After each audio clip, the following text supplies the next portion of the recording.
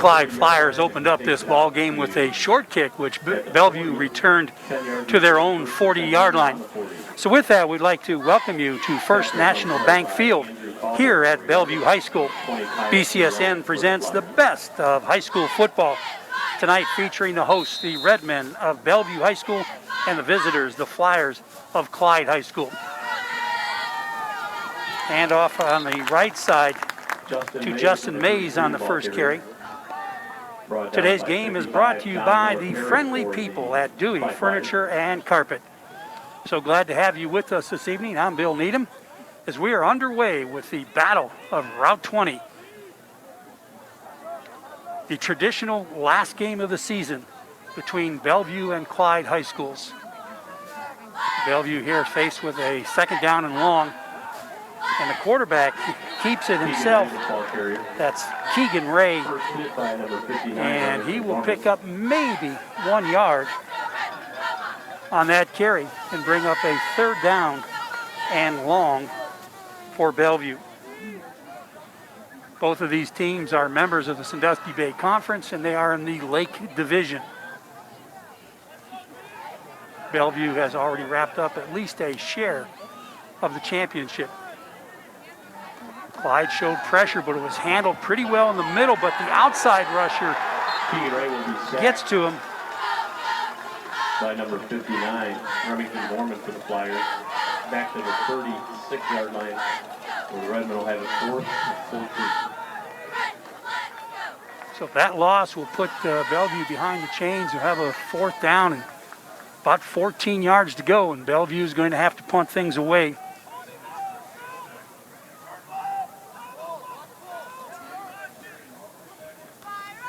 Good snap. The kick is away. End over end. It's going to be returned. That's William Lozier, number 3 on the return. And he will get that ball out to the Clyde 40-yard line. Make it to 39 and move it back a yard. So both teams start their first possessions in relatively the same field positioning. I mentioned that Bellevue has already wrapped up at least a share. They are 4-0 in the Lake Division. A win tonight would give them that championship outright by themselves. Clyde is in 4th place in the division with a 2-2 record, 3-2 on the year. Short motion gets a double wing counter run by Clyde. Michael Daniels, the ball carrier. Daniels has carried the rock 128 times in this season with 541 yards. He's got 9 touchdowns. The leading touchdown man producer by Clyde, 4.2 yards per carry. And he only picked up 1 on that possession. Clyde goes to a hurry up. They turn to the sidelines to get the play. Quarterback Abe Morrison, number 8, is the starter. He'd only attempted 10 passes, completed 6 of those. Total of 68 yards. He averages about 11 yards per attempt, but he's thrown 2 interceptions.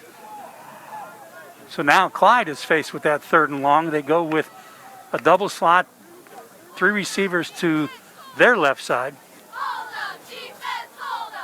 And they get a change in the running back. Daniels moves to the right. That ball is thrown. That could be a lateral, but they're going to rule it incomplete. They try to throw the flare to one of the slots, and it will be 4th down for Clyde, and they're going to have to kick this one away. Logan Homler will be the punter for Clyde, number 53.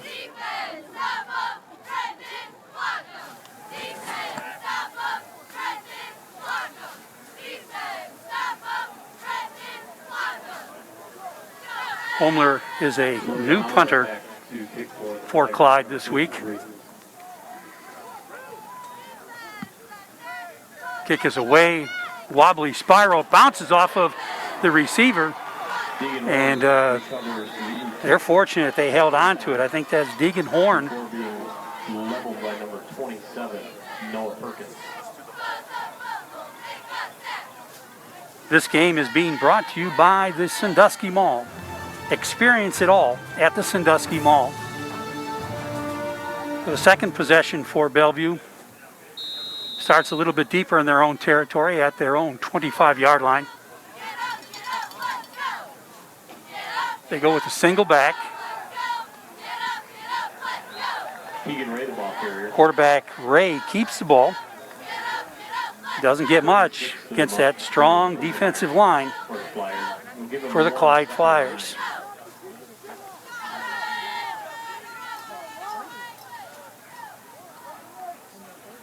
Bellevue tries to go with a little pace as they go to the line.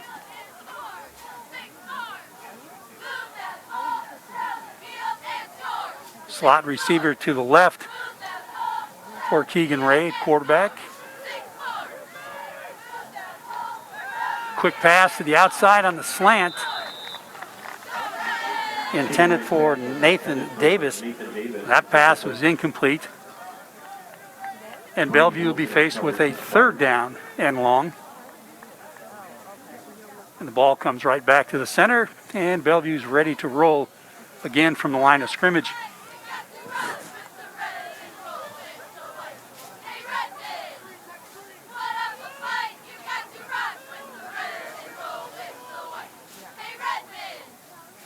Clyde again shows some pressure in the middle, handed by the offensive line, but a great stop on the outside. Number 36, Dylan Overmeyer. A loss of 2, 4th and 11 for the Redmen. It's number 36, Dylan Overmeyer, made the stop, and the loss puts Bellevue behind the chains again. Overmeyer, 53.5 tackles on the season.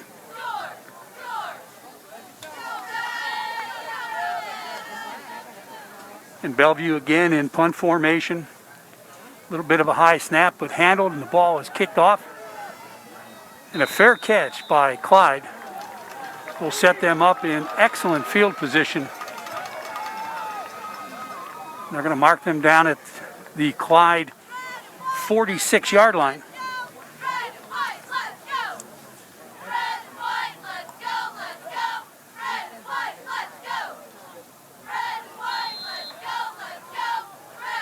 Abe Morrison at quarterback goes under center this time. Come with motion. They give it to the running back up front. He breaks the tackle. That's Michael Daniels, number 28 on the carry. Nick Missler and Max Ray on the tackle. Ball at the Redmen 48. Found a small crease, 2nd and 4. accelerated through it, and picked up a good 6-7 yards on that carry. Again, Clyde comes out with wings on both sides. Daniels in the backfield as a lone running back. Morrison goes under center. Again, Daniels, he was hit by number 33, Justin Mays. First hit by Max Ray. Mays steps in and stops that run for about a 2-yard gain. And it's going to be third down and a couple as Clyde again goes hurry up to the line. And they will check with the coach once they've seen what the defense looks like. And Morrison calls out the play. They go in motion again. They give it to the big man, and he's not going to make it. Is there 3 or 4 of the Bellevue tacklers, including Mason Bova, number 39, one of the middle linebacker, 5'8", 203-pound junior. Comes in with 33 tackles. And it's 4th down and 1, and Clyde is at the line. They may try to go with a hard count, see if they can get Bellevue to jump off sides. They go with the quarterback sneak instead. Number 8, Cade Morrison. And Morrison is going to pick up that first down. He got a little bit of help from his friends. Bellevue comes out of the pile with the football. They claim they have it, and the official says, yes, they do. So there is a fumble on the play. Somebody must have ripped that out as they got into the pile. And they're going to give that ball to Bellevue. They're going to have 1st and 10 at their own 43-yard line. So a big turnover as Clyde had started to get some momentum developed. Now the ball goes back into the hands of the Bellevue offense. Keegan Ray, number 12, a quarterback, 6'2", 180, a senior. He gives a little bit of a fake to Mays and goes inside of Mays' block, and he picks up a big chunk of real estate and will go out of bounds at the Clyde 35-yard line. Outstanding kick-out block by Justin Mays. That allowed Keegan Ray to pick up the big yardage and set Bellevue up with the first possibility to threaten that end zone. Bellevue again goes from the line. The 3 receivers are to the left of Ray. Looks for the line to set up their blocks, and he's only going to pick up maybe a yard on that carry. That's kind of a delay rush where the quarterback takes a snap and then watches the linemen as they open up their blocks, and then he tries to find that crease and get in between them. But the Clyde defense rose up and stopped that play. We have 2nd down and 9.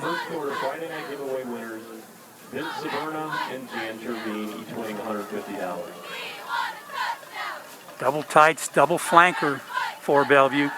Fake to Mays. The ball's going deep. He's got a man a little bit of a step ahead, but it's just slightly overthrown ahead of Tyler Ray, 5'10", 148-pound sophomore, who has 4 receptions on the season, good for 84 yards.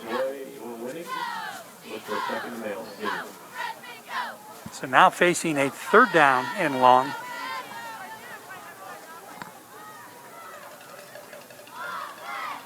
Bellevue again shows a double tight set.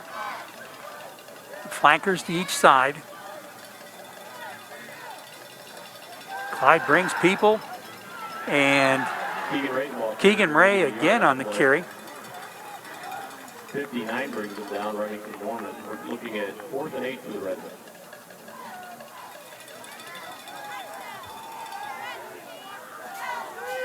And Bellevue's now going to be faced with a 4th down and long, and they're going to go for it deep in their opponent's territory. Same setup, double tights, double flankers.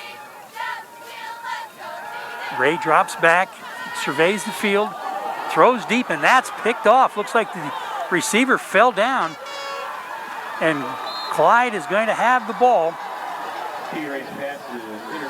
That's 33, Jaden Johnson. Jaden Johnson with his first interception of the season. 19-yard line up to the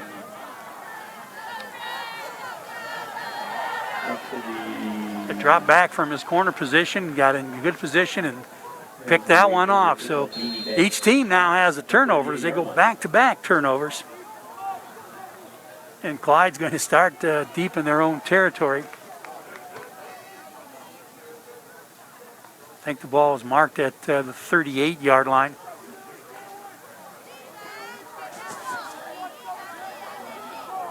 Gabe Morrison at quarterback.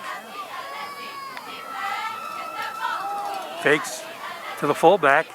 Continues to carry it himself. Nick Missler, number 2, and Grant Nichols, number 6, combined to bring him down after a gain of about 3, 2nd and 7.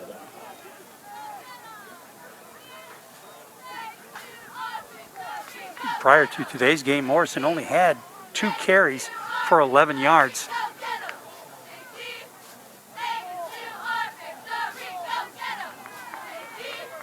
And again, it's a check with me. They look to the sidelines to get the play call. And they give it off to Michael Daniels. Number 28. And he was stopped by Mason Bova. Bova, the middle linebacker, strong young man. Stops Daniels in his tracks. 3rd and 4. Set up a 3rd and short.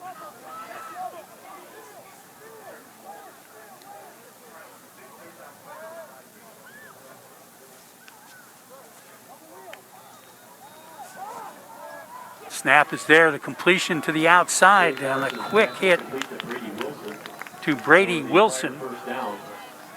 Right at the 49. Wilson had 23 receptions coming into this game for 286 yards and 1 touchdown. Picks up about 12 yards per carry.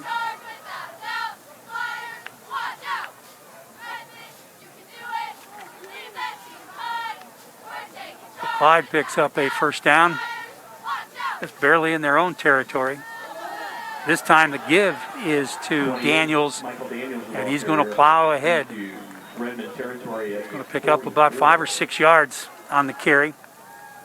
Mason Street and Deegan Horn combined to bring it down. They are now in Bellevue territory.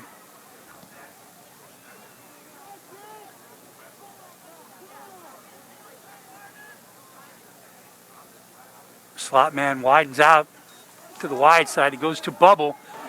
Good lead, but that play is blown up by number 16, Preston Ray.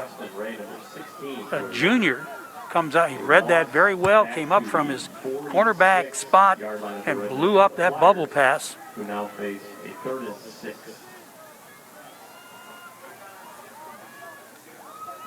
So 3rd down and medium for Clyde.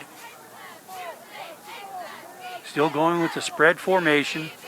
Daniels in the backfield with Morrison. Hayden Myers is the center, number 51 for Clyde. There's the give to the big guy, and the big man, Daniels, rumbles on down to pick up that first down.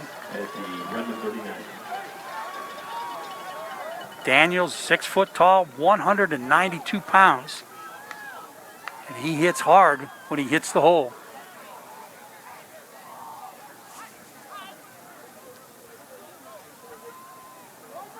Bellevue's playing a 4-man front, trying to get pressure on Morrison. Morrison hits his receiver.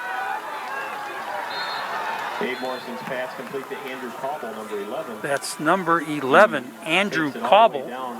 A junior, 6 foot, 153. Did a nice job of making the catch and then picking up some yards after the reception.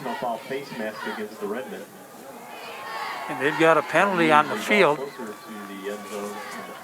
And it's going to be against Bellevue as they're moving closer to the goal line. It's going to be half the distance. Moves it just inside the 8-yard line. Technically, it's at the 7.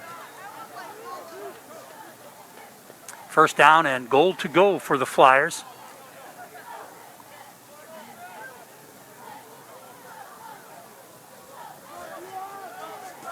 Morrison checks the play, sets a man in motion. And we're going to have a delay. Well, before the penalty is thrown, we have a timeout called by the Flyers. Evidently no delay on that. Call for a timeout by Clyde.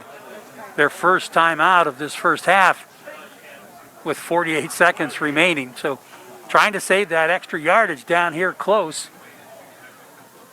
Coach Carter calls that timeout from the sidelines.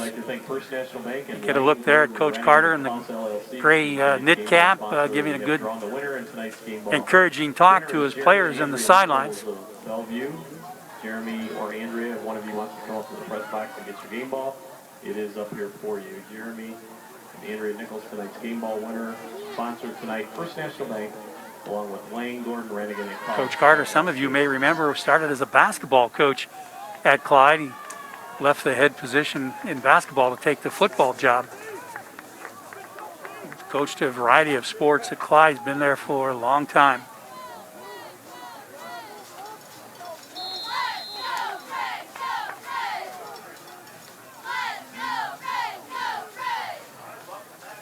And when you look at the other sidelines with Ed Nasante as the Bellevue coach.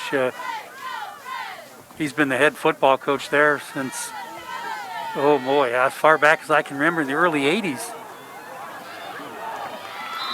Number 28, the ball Coach carrier, Nasandi's Daniels, got close to 40 years slips on the down sidelines over at around Bellevue. the 7-yard line.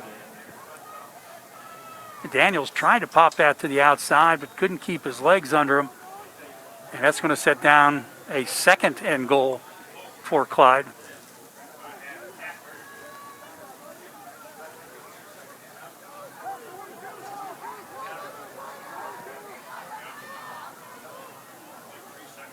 Clyde goes to double wing set. Fake to Daniels. Number 8, Abe Morrison, the ball carrier. Morrison's going to keep it himself, but he's going to be stopped short of that goal line. Final play of quarter number 1. Looks like he's going to be about 5 yards short. They mark it at the 5-yard line, and that will do it for the first quarter, as we have no score here at Bellevue High School.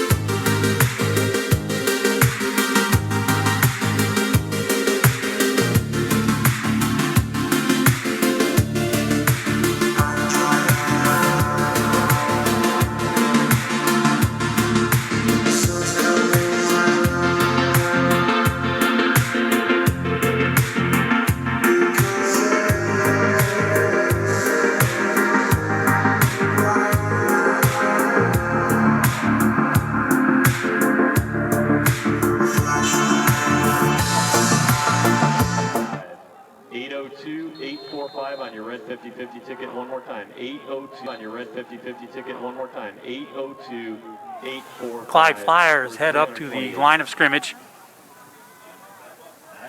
facing a 3rd and goal. The give is to Daniels, and he's going to be close. It depends on if the official saw that knee come down and where he wants to spot it, and he called it. They're going to mark that ball just outside of the end zone, inside the 1-yard line, where it's going to be 4th down and goal.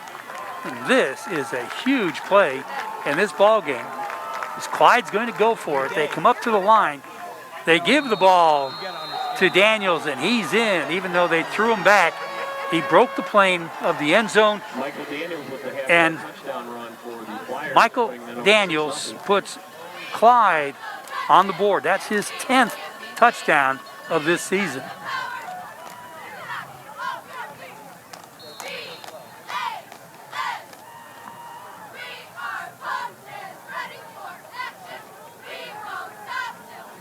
Extra point by Clyde is going to be attempted by Sydney Holman. Sydney puts that up through the uprights. That is her 16th extra point of the season. Clyde will have the first score on the board and leads Bellevue 7-0.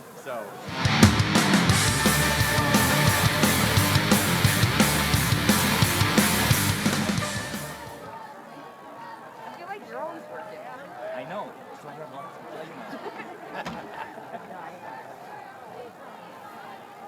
may only have like an hour or two every night.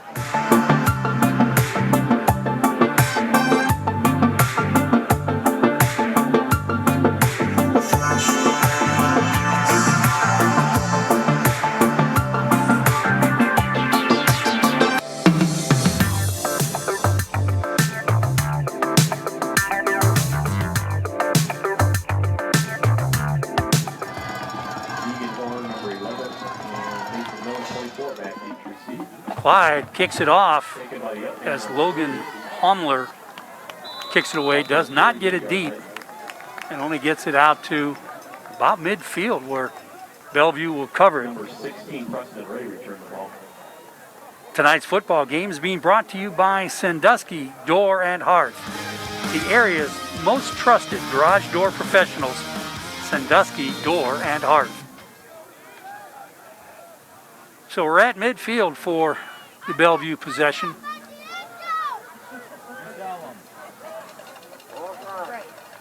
Keegan Ray got a loaded backfield. Turns around and hands it off. 25 on the carry is Max Ray. 59 on the tackle. Remington Norman. Ray It's 25. Second and 9. Don't have it. Wrong sheet. 25 is Max Ray. Sophomore, 5'11", 175 running back. Now Bellevue comes up with an empty backfield.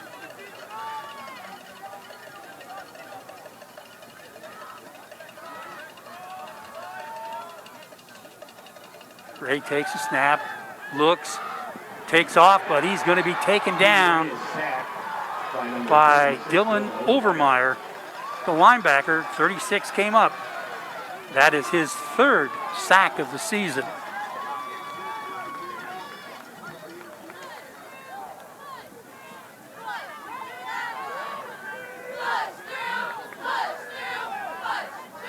Speed makes a big difference when you get a linebacker who can run.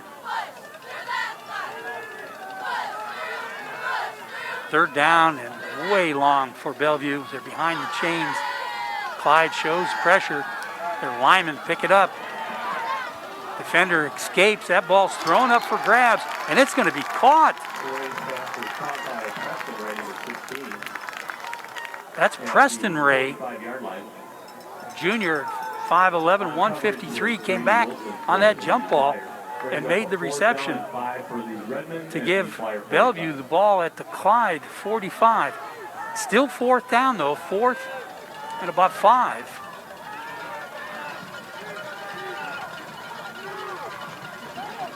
Clyde's up at the line showing pressure. They are an even front. They get 4-man front with 3 linebackers. Now they rotate into the safety because they knew the pooch punt was coming. And Bellevue got it away. And that ball's rolling and is going to be down just outside the 5-yard line. They're going to give Clyde a long, long field.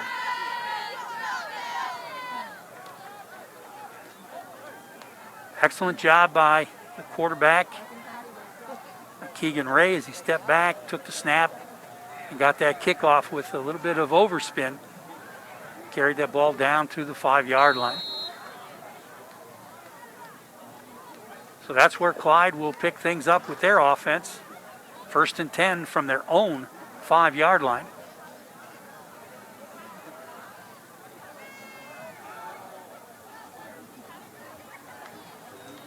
Morrison takes the snap. He's going to follow Daniels. He saw a hole cut to it. Morrison, the ball carrier, 33 on the stop. Justin Mays. Deegan Horn, one of the Bellevue guys on the stop.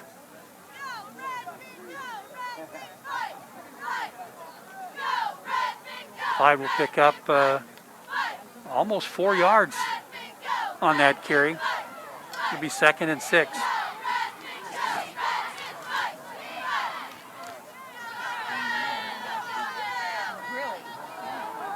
Morrison's back. He's going to throw deep. He's got a receiver out there and fully extended. Morrison's pass was nearly caught by number 10. Brady Wilson on coverage for the could Redmen. not come up with the catch.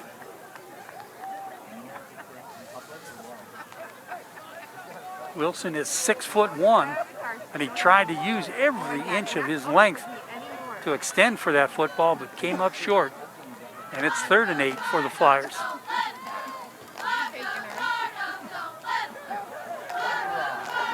Bellevue looks like they're playing a pretty solid, usual defense. The 4 down linemen, the 3 linebackers. 28, the ball carrier, Michael Daniels. And Daniels again on the carry. 15, first hit by He's going to end up at the right at the 15-yard line. And it's going to be 4th down and 2. And Clyde is keeping their offense on the field. Timeout, Bellevue. And Bellevue will call the timeout. There was a little bit of confusion as to who should be out there. I think maybe Bellevue had already sent the punt return team out. Clyde was running guys in and out. It looked like everybody was a little bit off page there, and Bellevue did the right thing to call a timeout so they can get together and make sure they get the right personnel on the field.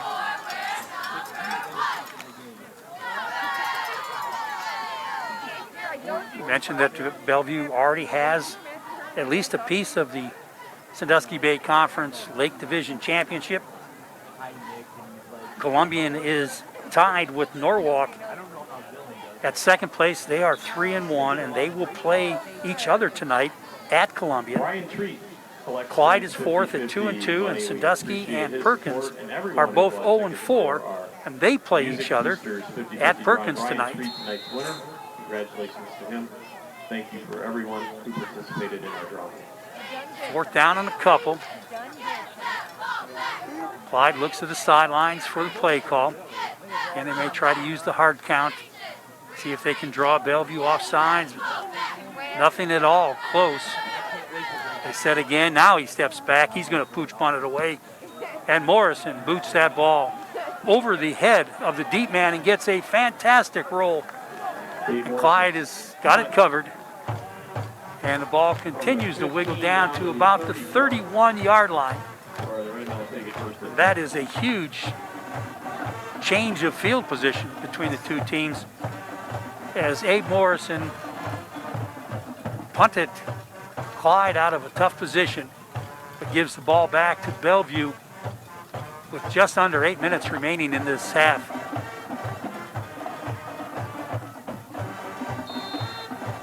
So Bellevue comes out with Keegan Ray again at quarterback.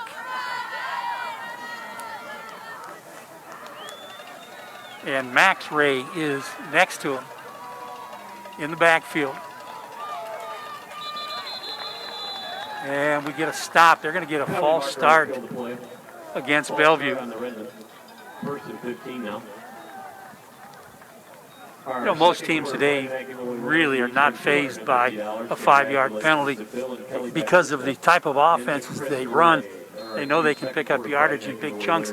Even a holding penalty, which moves you back 10 yards, really doesn't phase a lot of the offenses.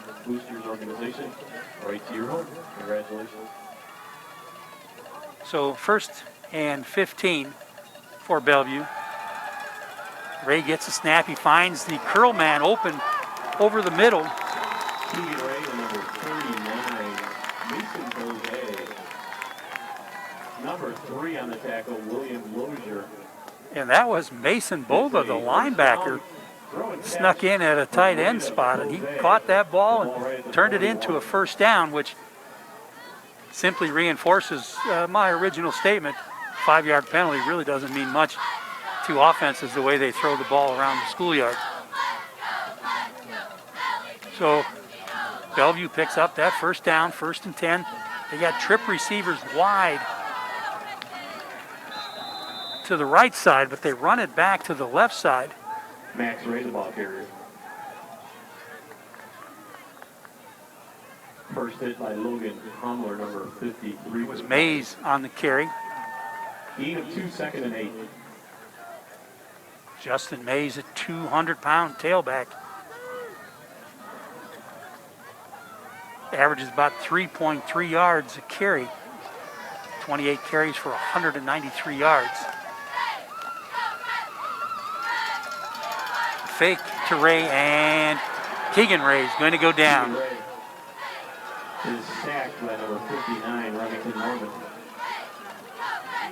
Down to the 39-yard line. Remington Norman, the defensive lineman, number 59, picks up his 6th. He actually has 6.5 sacks on the season. And again, it places Bellevue in a situation of being behind the chains. They're 3rd down and about 12, 13 yards. You know they have the ability to throw the ball, pick that up. They go with a full backfield. Ray drops deep on a 7-step drop, goes deep. He's got a man open out there, and it's completed. all the way down to the Clyde 20-yard line. And that's Nathan Davis, 6'1", 158-pound senior. Caught 11 balls for 186 yards, averaging about 16, and he padded that average catch as he picked up that big bomb to give Bellevue now field position at the Clyde 20. Full backfield handoff. Number 25, Max Ray, the ball carrier. That's Max Ray again, number 25 on the carry. Stop, Jay Plummer.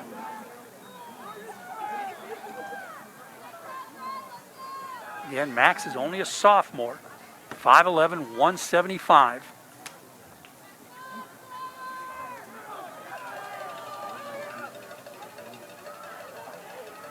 Bova is in that tight end again for Bellevue.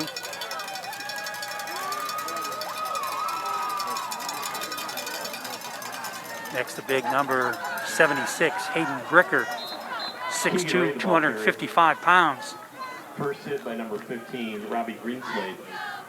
For the Flyers, it's a third Keegan down Ray at the kept the ball. 16-yard line, 3rd and 5. And it's third down, about 5 yards to go for the Bellevue Redmen. They are knocking on the door here inside the red zone.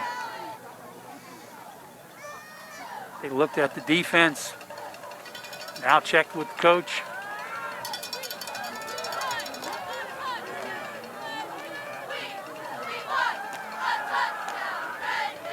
Ray goes deep, he's got a man, and it is not caught. He goes to the ground. Preston Ray. And a nice attempt to Preston Ray, number 16. Could not complete the catch, and that one goes incomplete. That'll bring up a 4th down and about 5 yards for Bellevue. So we got Keegan Ray at quarterback, Max Ray at running back, Preston Ray at wide receiver. Timeout, Bellevue. And Bellevue's going to take timeout number 2.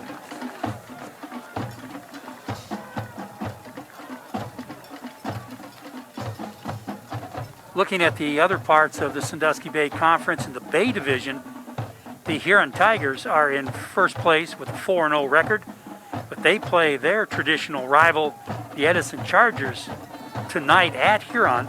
Edison is 3-1, tied with Port Clinton for second place. Port Clinton plays at Oak Harbor, and Oak Harbor is 2-2, and Vermilion and Willard are both 0-4, and they play each other at Vermilion tonight to see who can get out of the basement. One of the things I really like about the scheduling in the Sandusky Bay Conference is they've set up these traditional rivals to play the last game. Every year, you can count on it. Huron and Edison, Clyde and Bellevue, Calvert and Hopewell in the River Division, but you always get that big matchup at the end of the year that in most cases has some extra special meaning to it. And I like those rivalry games, as this one is as we battle for the Route 20 supremacy, which Clyde has the trophy as they won this matchup last year. Ray takes the snap, he steps back, he pumps, and it looks like he's going to go down. He gets the ball away. Let's see if they're going to call him down, or whether he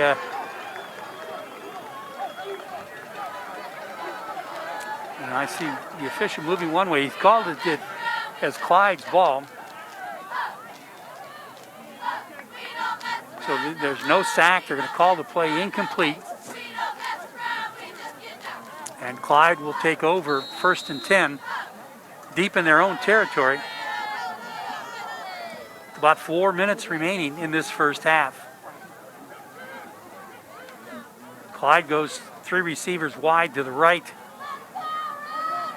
Make a couple of adjustments.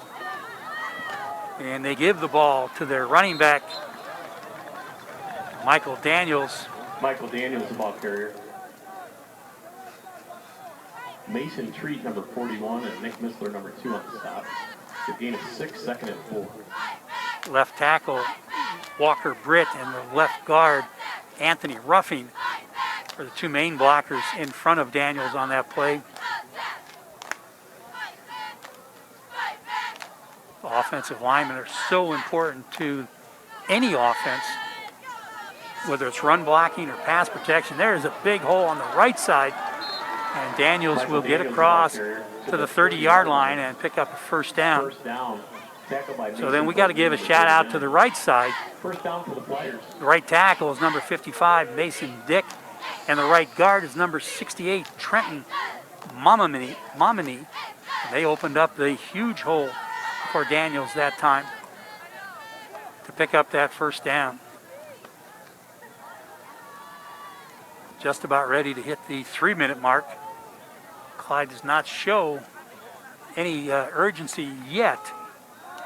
Morrison gets the quick out, and it's going to be completed. Good hands on the outside. That was completed to Brady Wilson, and the Bellevue defender, Second and 5. I think it was 16, Preston Ray, jumped around. He was right there. But Wilson held on to that ball and picked up about 5 yards. Again, they run to try to pick up the first down, but Clyde's going to end up just a little bit short. Just about a full yard away. Tripped up by Max Ray for the Redmen. I know this is one of the new things this year. I just cannot get used to the center having the ball standing up at the line of scrimmage with it. Where before, you know, it was such an important thing that you didn't move the ball and didn't pick it up until you went to actually snap the ball. It just seems odd to me to have the fullback or the center standing there holding onto the ball. In the meanwhile, Michael Daniels will pick up that first down. They're going to mark him at the 42-yard line of Clyde. Again, they don't show a lot of hurry up here. They send the 3 receivers to the left side of Morrison. Still take time to check with the coach, get the play call once they've checked the defense. Bellevue's running a 3-man front with a blitz. Blitz was picked up down the sidelines, and it's a jump ball again, and it looks like, no, he's going to call it incomplete as a juggle and a step out of bounds. Dave Morrison's pass was intended for Brady Wilson. So that pass was intended for Brady Wilson.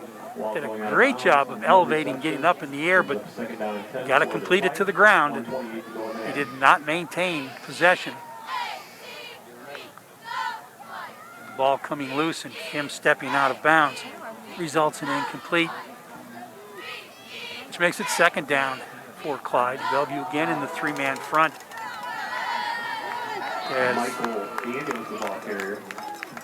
Daniels carried the ball, and I think that was Justin Mays who came in and put the big thump on Daniels and knocked him backwards. Give him 2 yards now on the play.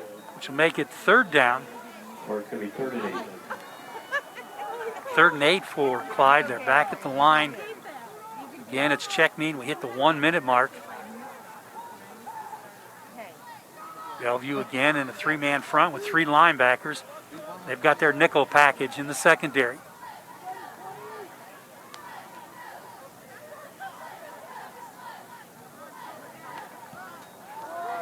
The give is to Daniels. And he's only going to pick up a couple. Bring up another 4th down. Looks like here that Clyde is pretty much satisfied with getting to the locker room with this 7-0 lead. They go up to the line on 4th down.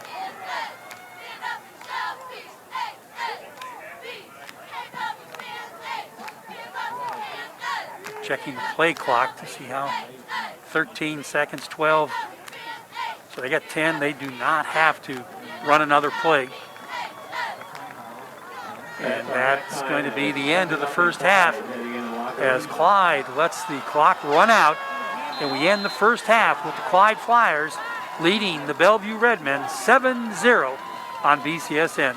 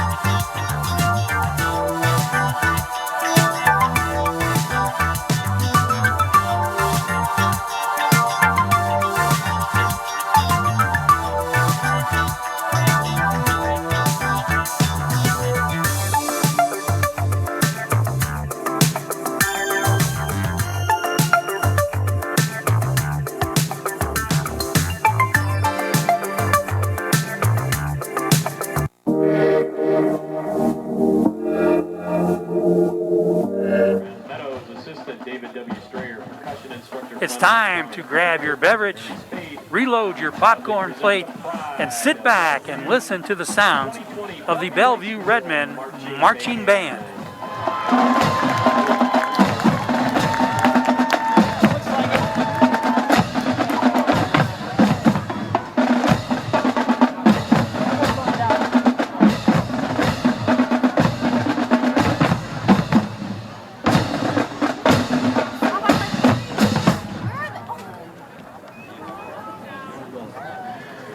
The Bellevue Band is together for the first time since our last performance on September 18th. In our rehearsals since then, we were able to incorporate 2 new songs and a dance featuring our senior band and color guard members. But first, we marched down the field to Lips Incorporated song Funky Town.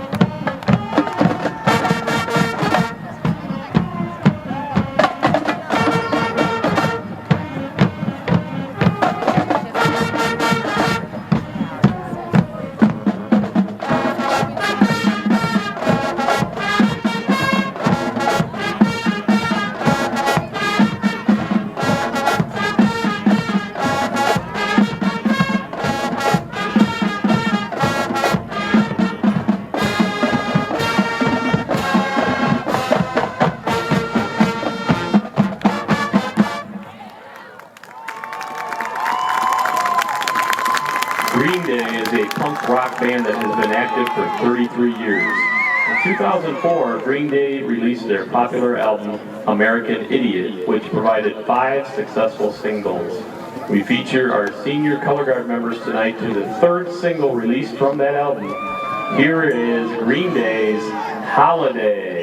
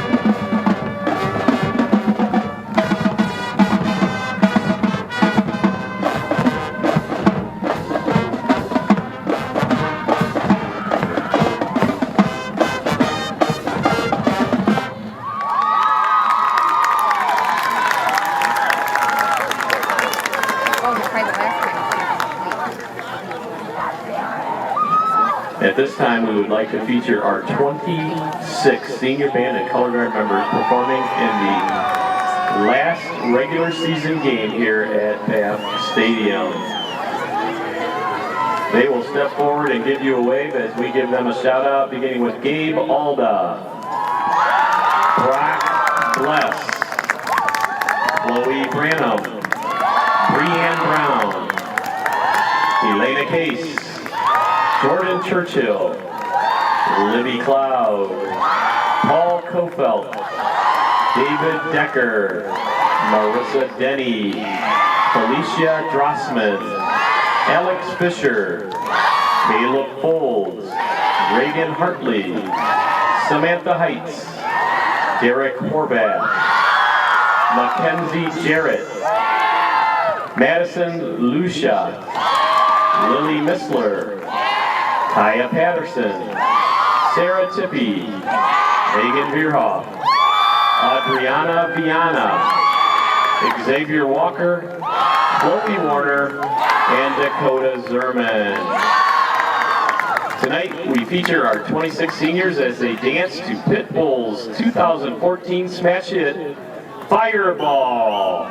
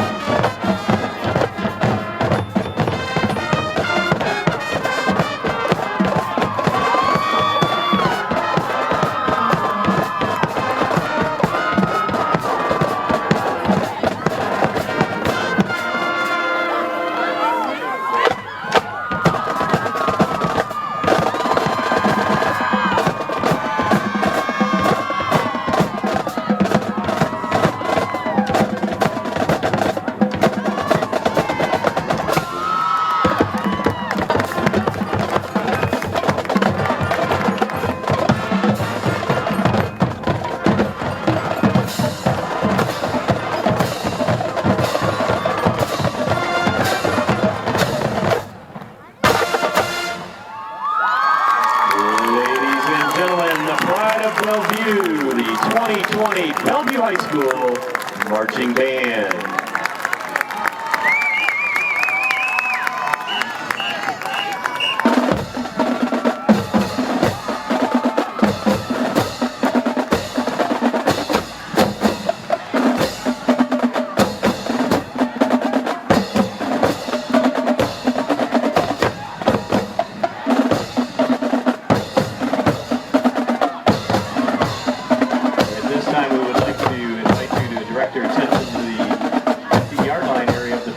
Where the Bellevue Redmen cheerleaders will perform a routine for you.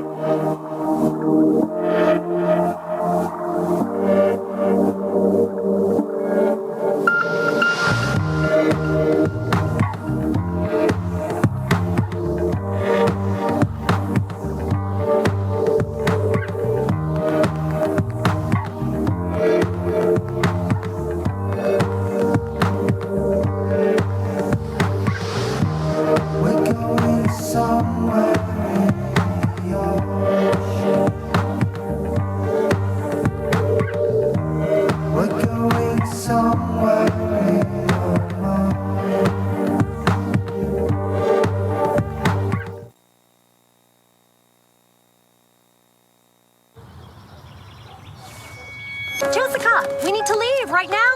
I need to get something. Dance recitals are so boring.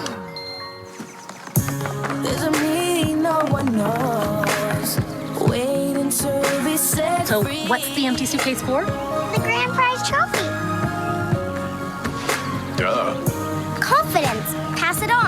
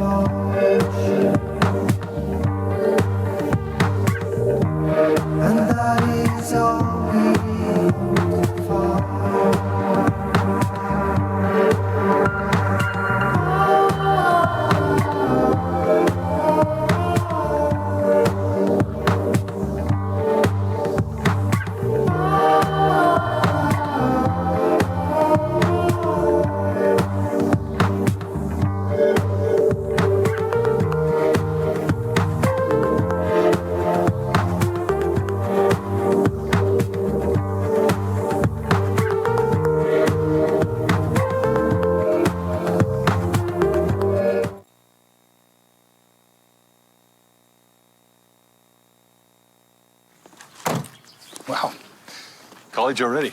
Yeah. We gotta go.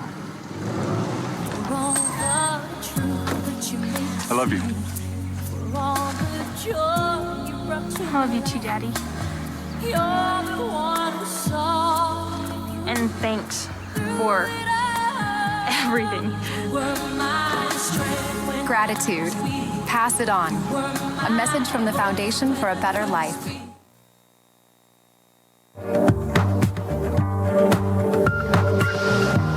We're going somewhere in the ocean.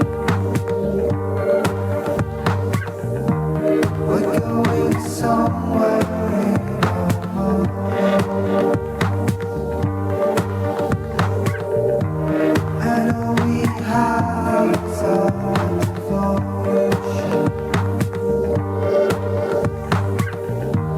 And that is all we want to find.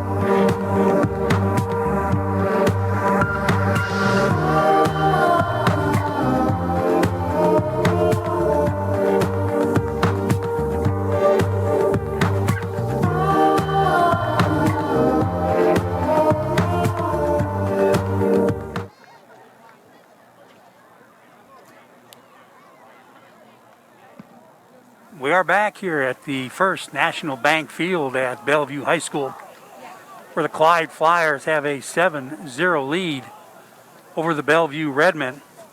And who would have thought at halftime between these two spread offenses that they'd be so limited in their offensive totals? At halftime, Clyde has a total passing and running of about 100 yards. And Bellevue has a combined 82 yards passing and running. Right now it looks like that the defense has the upper hand.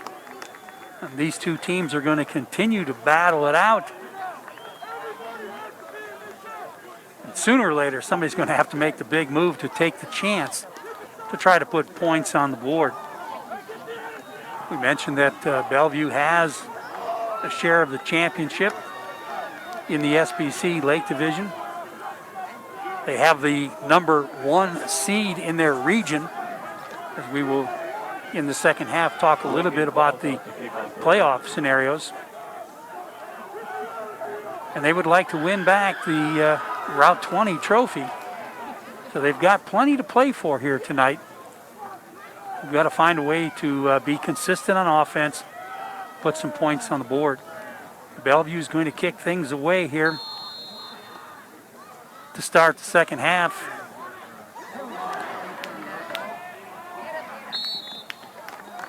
The kick goes short and is covered by William Lozier for Clyde, giving them good field position. Going to be marked at the Clyde 28-yard line. Thomas Steel Incorporated, the Great Lakes Packers Incorporated. So Clyde finished the first half with a pretty strong drive. They're going to get the ball first here to start this second half. Daniels is in the backfield with quarterback Abe Morrison. Hayden Meyer is the center, ready to get things started with the snap. Lozier goes in motion. And Clyde is going to call a timeout. Their first time out of the second half, with only 2 seconds having ticked off the clock on that opening kickoff. We'd like to say thank you to Matthews Ford in Sandusky. When you make it Matthews, we make it happen. Stop by for a test drive at Matthews Ford in Sandusky. This regular season, we appreciate your support. So Coach Carter had to see something he didn't like in that setup in relation to the play that he'd called. So he uses that quick timeout to save something disastrous happening. Got things straightened out with his squad. They go in the spread formation. 2 receivers each side. The give goes to 28, the ball carrier. Daniels. Nick Missler on the stop. And he was stopped by Nick Missler, 6 foot 187 junior. Solo tackle, nice job to stop the powerful runner. Picked up maybe 1 yard. We'll call it 2nd and 9. Morrison rolls right. He's got a bubble man, but he decides to go deep. Ball's up high, and they're going to get a OPI on this one. Oh no, he's pointed to the defense. They're going to call it a defensive pass interference. We can hear the Bellevue coaches up in the roost up above us making a whole lot of noise because it was pretty obvious, at least to these old eyes, that was an offensive interference. That'll move the ball out to the Clyde 44-yard line where they'll be given new life with the 1st and 10. Daniels again. A whole bunch of people help out Justin Mays. Mays was underneath, and a couple of other guys came in and finished him off up top. That moves the ball out to the 47.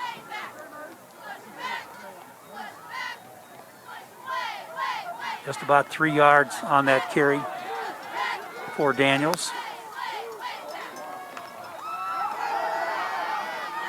This time they bubble.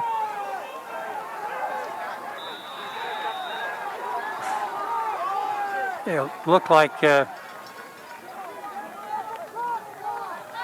may have been some holding on the outside of that play. Now, it was a pass behind the line of scrimmage, so the receivers can block on that play because it is considered a running play as long as the pass is completed behind the line of scrimmage. 3rd down and short. The handoff goes to Daniels, and he is stonewalled. 72 with the first hit. Brock Nunez with 4th down and 3 for the Flyers. I had number 59, Colin Korapi, a senior, 5'10", 188. And 72, Brock Nunez, a junior, 286 on the stop that time, and it's 4th down and even longer, closer to 4. And Morrison drops back a couple of steps. He's going to pooch it away. Gets that kick away. Bellevue doesn't have anybody there. It's rolling pretty hard. It rolls down to the 5 and inside of it. And Clyde will down the punt inside the Bellevue 5-yard line. Bellevue will have the long field. So the center, Lincoln Claus, picking up the football on his way out. 235 man in the middle. It's going to start things up for this Bellevue offense.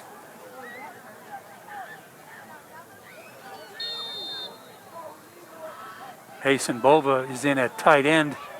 I mentioned that because he's listed as a linebacker, but I'm sure he also plays some offensive positioning also. Looks like the play was messed up, and there's a fumble on the outside, and it's still loose, and I think Clyde's going to have this one. They're coming in looking. The fighting is going on underneath from the pile, but the official on the sidelines has signaled that it's Clyde ball. And that is Jaron Bulger who comes up with that recovery, linebacker. And that play just was not timed up properly. It looked like they missed the handoff, or whether it was going to be faked or not, I'm not sure, but it didn't look right. And Keegan Ray tried to run the ball to the outside, and he was stripped. And Clyde will pick up the big turnover when they get a 1st down and goal inside the 5-yard line. I think it's down on the 4.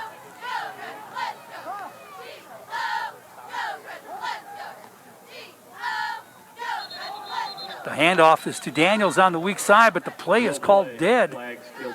No play. There's a flag down.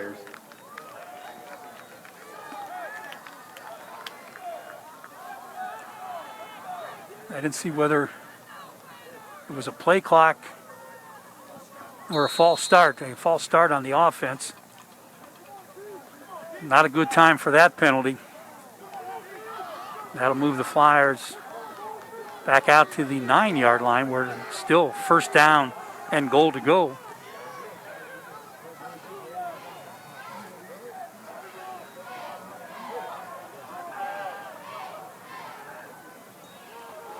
There's the give to Daniels on the trap play. And he's going to get it down to maybe the 5-yard line. Nick Missler in on the tackle. Now they're going to mark him at the 6. Gain of 2 to the 7. So it'll be second down and goal. Clyde goes to a hurry. Check with the coach on the sidelines.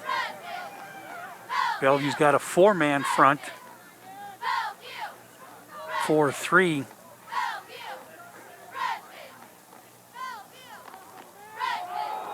The give is to Daniels, attacking that weak side. Michael Daniels, the ball carrier. A nice stop by Nick Missler. 3rd and goal at the 4. Number 2 stepped up, pulled Daniels down at the 4-yard line. It'll be 3rd down and goal to go. Bellevue could really use a goal line stand from that defense.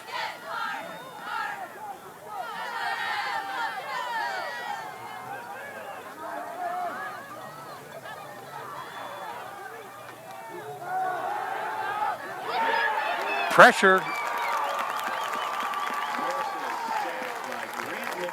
Grant Nichols from the outside linebacker spot came on the blitz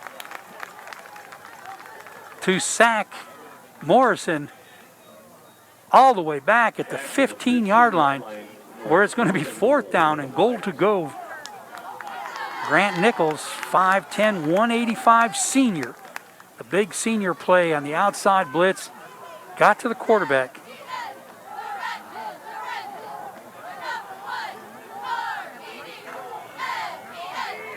And Clyde is not going to go for a field goal from here unless they're going to talk it over and call another timeout. I think that's going to be their second timeout of this half.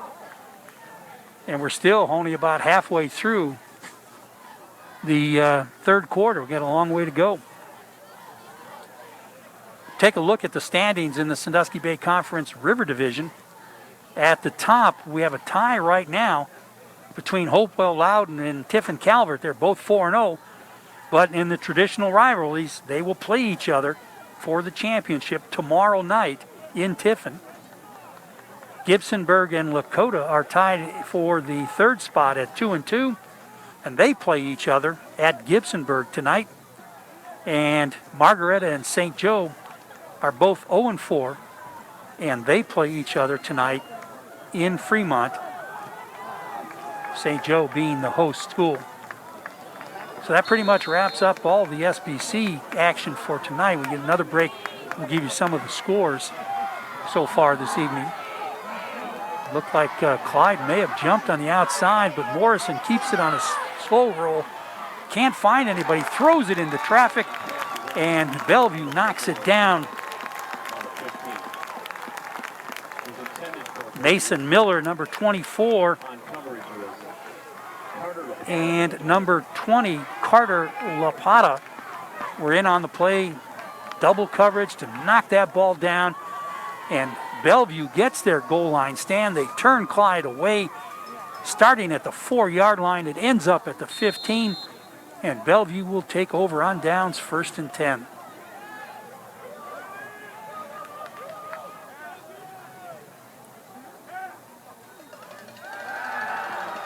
Ray rolls to the left, sets up, throws. He finds a man wide open on the sidelines. That's Tyler Ray, a sophomore, 5'10", 148. That's good to move the ball out to the 30-yard line. Bellevue will pick up a 1st down. Coach Nasanti would like nothing better than a long time-consuming drive by his team. Ray goes over the middle, almost picked off.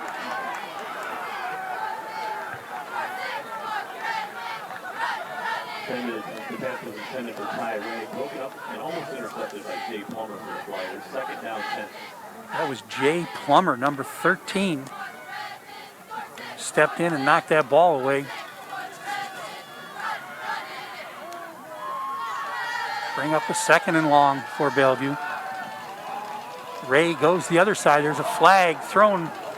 Looks like a defender fell down. Right at the 23-yard line. That was thrown in the middle of the offensive line. I'm going to get a holding call against the Bellevue Redmen. Going to move it back 10 yards from the spot of the foul. And they'll replay the down. It'll be 2nd and long. 2nd and 20. Kind of limit the number of plays you have to call on a 2nd down and 20. Try to get it in small chunks if you can. You've got 2 plays. Try to get it at 10 yards each. Ray drops back deep. He goes deep on the look. He's got a man open, and it goes right through the hands. Ray's pass was intended for Ty Ray, number 10, just out of his reach. Well thrown ball by Keegan Ray, 6'2" senior. Surveyed the field, threw a perfect ball deep over the middle. Bellevue's unable to make the completion. It'll be 3rd down and 20.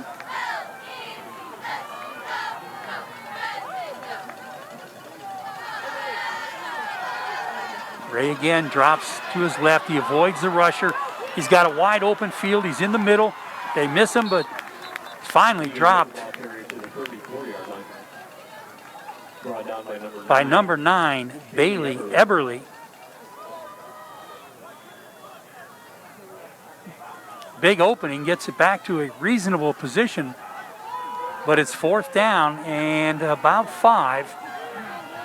It looks like Bellevue's at the line. They're going to drop back as Ray goes back to pooch it. And he's got some roll on that ball. Lozier picks it up on the outside. He's set to return it. He doesn't get any help on the blocking.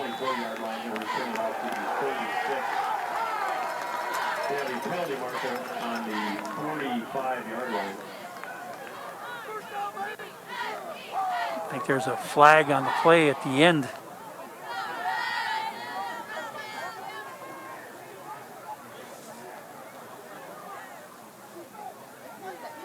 I had number 53, Evan Straub, Jr., on the stop.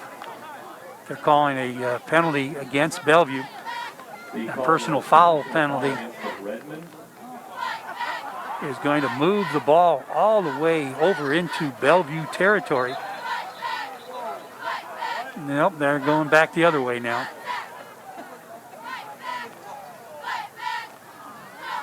And they're going to mark that personal foul penalty. There's a dead ball, personal foul against Clyde. So Clyde's going to march back 15 yards. I thought it had something to do with somebody trying to strip the ball. I didn't see the action, what led to the penalty, but it is on Clyde.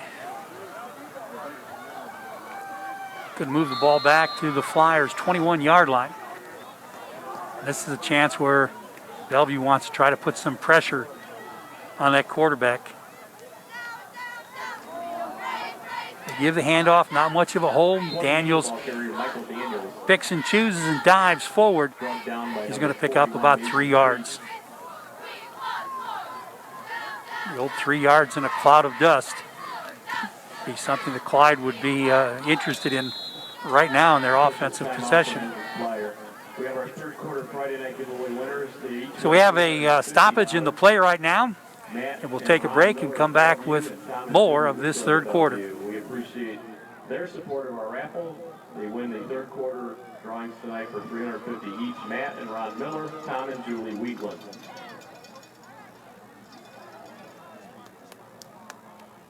We're happy to see Michael Daniels get up and walk off the field on his own.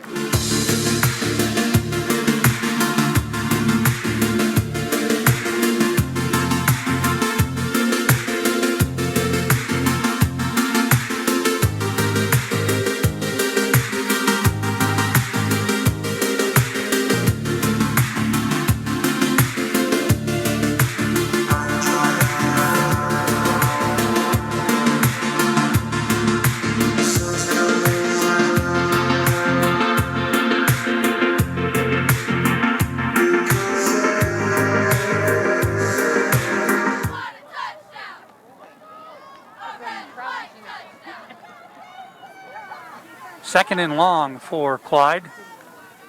They're set to snap the ball. Fake to Daniels. Morrison kept it, but he was handled. And again, it's the outside linebacker, Nick Missler, who puts a licking on Morrison and stops him in his tracks.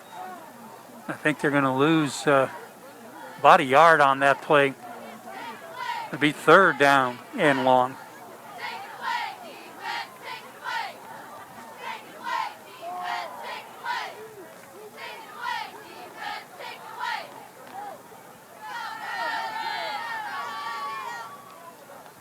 Clyde with three receivers to the left. Morrison rolls that way, heads back the other way. Looks like we got a penalty flag, and that first down is going to be negated by a holding call against somebody in the Clyde line. Going to move it back out to about the 22-yard line. It'll be a half the distance penalty. And we'll replay third down. It's hard to believe that we are in week 6, the final week of the regular season already. Snuck up on us in a hurry. But the playoffs start next week. There are 664 schools that opted into the playoffs this year, compared to the usual 224 who qualify based on computer points. Games begin next Friday and Saturday in the playoffs. The higher seed gets to host games. Jared Balzer, the ball carrier number 26 for the Flyers. Brought down by Nick Missler and Grant Nichols. Fourth down and 11 for the Flyers. For Clyde, as they simply ran that ball ahead. They're going to punt the ball away. The long snapper is Robbie Greenslade, and Logan Homler is going to be the punter. Use the Purdue punt with the three protectors in front of him. Good snap. Kick is away, and it is short and gets a big bounce as the Bellevue receivers called fire and got out of the way, and the ball will be down at the Bellevue 40-yard line.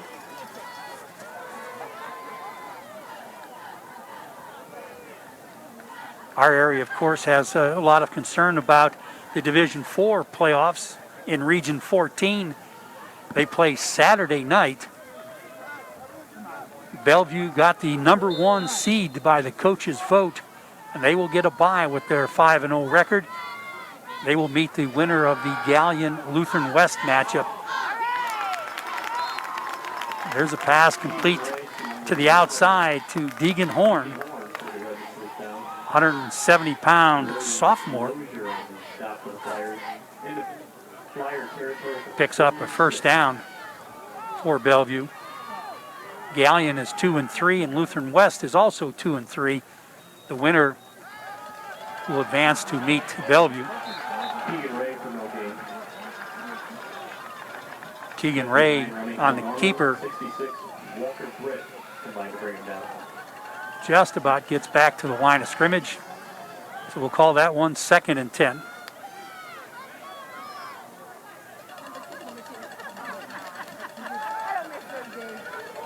Deep drop again, throwing deep over the middle, and this time it's hauled in by Deegan Horn, and he's going to take it to the house. That time he got behind the secondary. Ray put it right on the money in the hands of Deegan Horn, and he did the rest to put Bellevue on the board here in the third quarter. Number 11, Deegan Horn. You know, Bellevue had gone deep a number of times. Were unable to cash in. Now they go with the swinging gate, and they're going to go for the 2 out of it. Ray drops deep. He throws it to number 34 coming out of the backfield, Logan Robarge, a freshman. Number 34, oh, I'm sorry, wrong sheet again. 34, Evan King, a senior, to pick up that 2-point conversion. Put Bellevue ahead for the first time in this ball game as they go to 8-7 lead for Bellevue.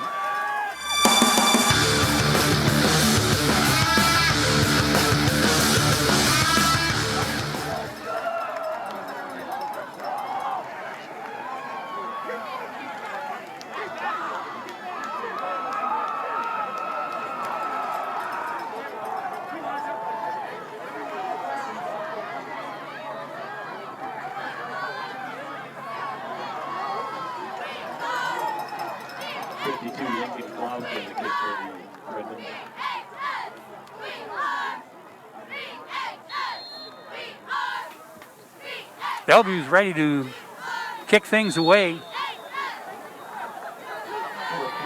as Lincoln Klaus is their kicker, kicks a short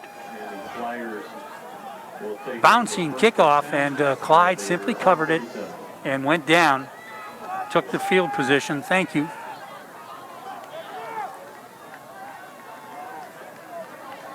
Clyde will start at their own 37-yard line. The first time tonight that the Flyers are behind on the scoreboard.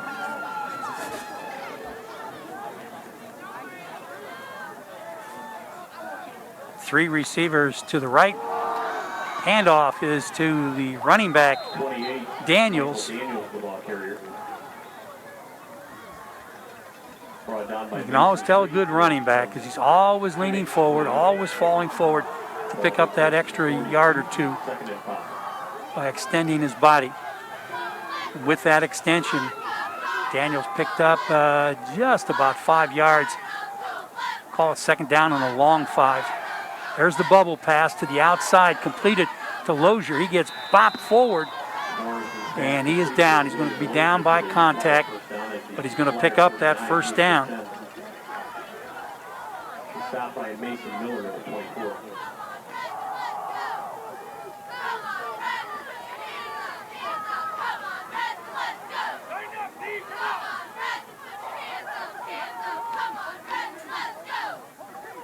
Clyde is also in this Region 14 matchup in the playoffs. Daniels was hit in the backfield, but he broke that tackle, carried it out for about 8 yards. Clyde only got the 11th seed voting by the coaches. They have a 3-2 record.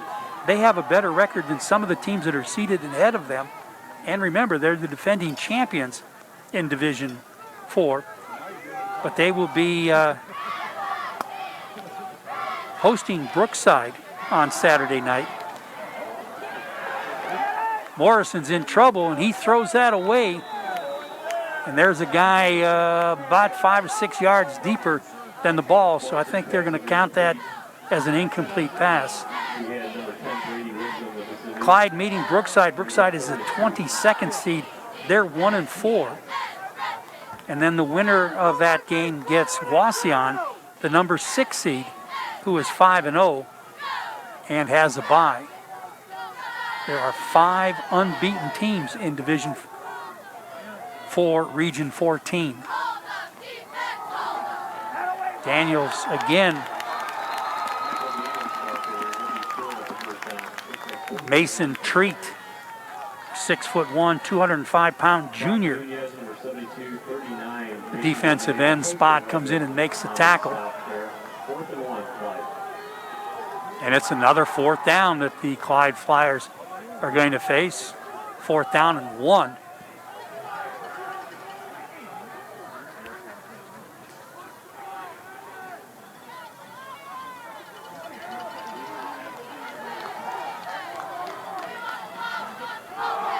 They go with Morrison behind Daniels, and they're going to pick up that 1st down. They got just enough as they got across the 40-yard line in Bellevue territory, and that clock is going to be wound again. The Huron Tigers are also in that Region 14. They're the number 3 seed. They're 5-0 and have a bye. Morrison throws the bubble route to the outside left.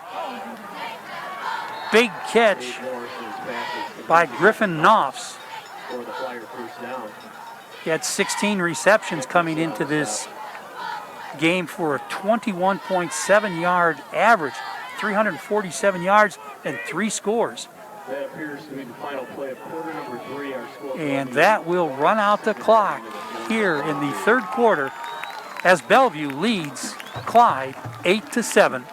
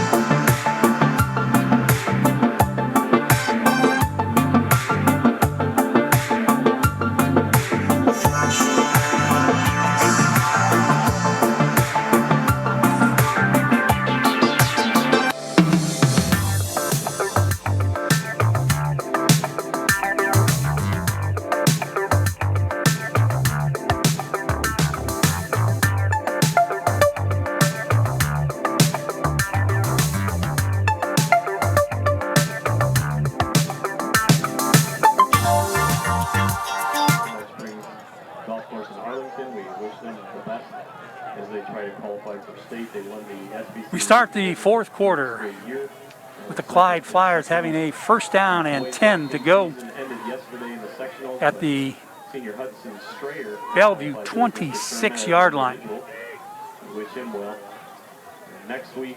Morrison under center, hands it off to 26, who's Jaron Bolger, and he in the 1st round of the football playoff. Trying to find the spot. That's one thing that's much more difficult now since they don't put the football down, but Bolger will pick up a couple of yards. Or Clyde will face a 2nd down.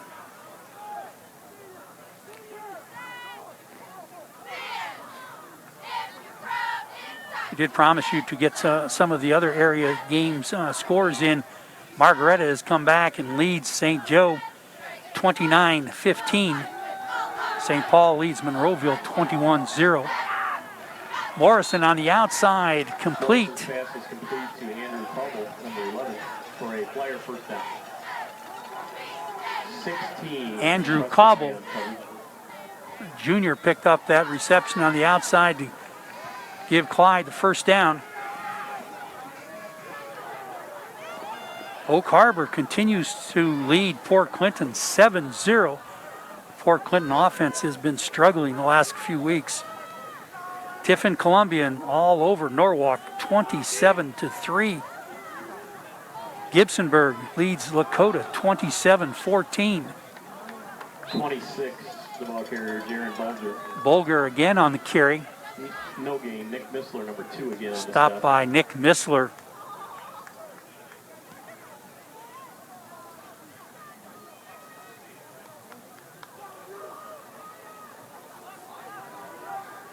Perkins leads Sandusky 31-12, listed at the half. The Huron Tigers in the big rivalry game with Edison lead 33-0. That's kind of a surprise. That Huron offense has been clicking. 72 is the first hit. Brock Nunez.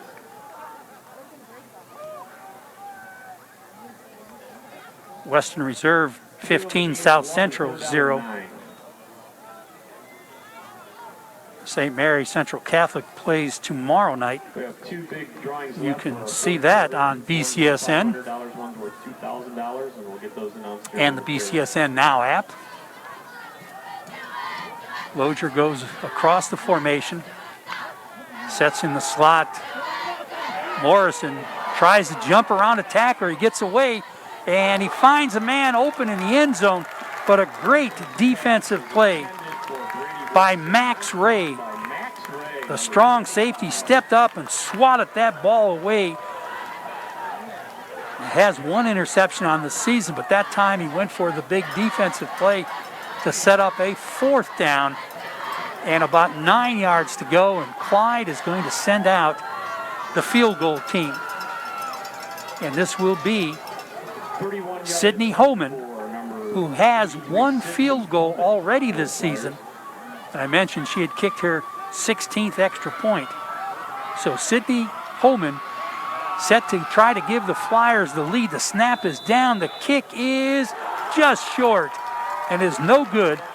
And Bellevue will take over on downs. Excuse me, they'll take over on the touchback at their own 20-yard line.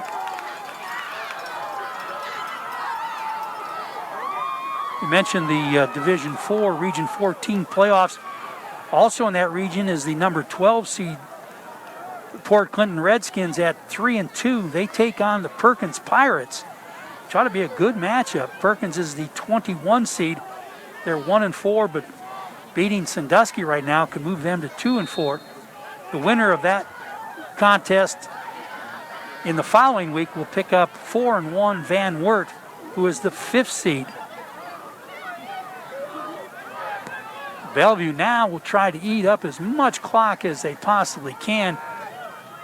They get their quarterback, Keegan Ray, to carry the ball, and he picks and chooses his spot, and he also dives forward to pick up a few extra yards. Bellevue, they're a $500 winner in our athletic boosters Friday night giveaway. Lincoln Klaus, the center, over the ball. $2,000 winner after the next play.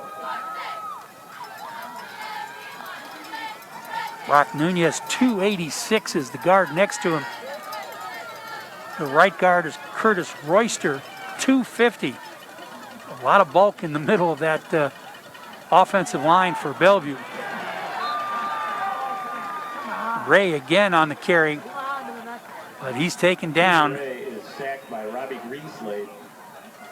Back to the 20, so it's 3rd and 10. By Greenslade and Norman. Hay, Jeff Hay from Bellevue, our 4th quarter Friday night giveaway winner. Making it 3rd down and long Congratulations to all of our for Bellevue. They go balanced. being the man. 2 receivers each side.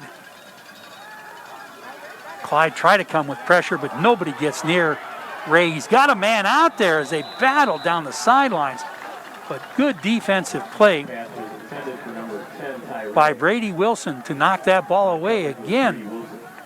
Tyler Ray, the sophomore, beat the defender deep, but the ball was knocked away at the last second. Continuing with that Region 14, Edison is the 13 seed. They will play Clear Fork on Saturday. Clear Fork's the 20th seed. They're 1-4. The winner of that game gets Keystone, the 4th seed, who is 5-0. Bellevue will kick it away, and it is handled by Griffin Knopfs on Clyde. Clyde will take possession in Bellevue territory with plenty of time on the clock, 8:24 remaining. It'll be 1st and 10. Vermilion is the last of our local teams in Region 14. They're the 24th seed. They take on the 9th seed Ontario, 3-2. The winner gets Kenton, the 8th seed, also 3-2. Pass to the outside, another jump ball thrown by Morrison, but knocked away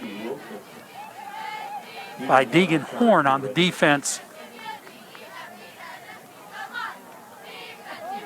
Seems that a lot of the Clyde passing attack tries to get the jump ball positioning.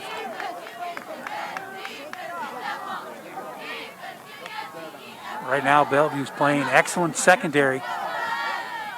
Again, to the outside, this one had a little bit more steam on it, but over the head of the intended receiver, Griffin Knopfs. But that's incomplete.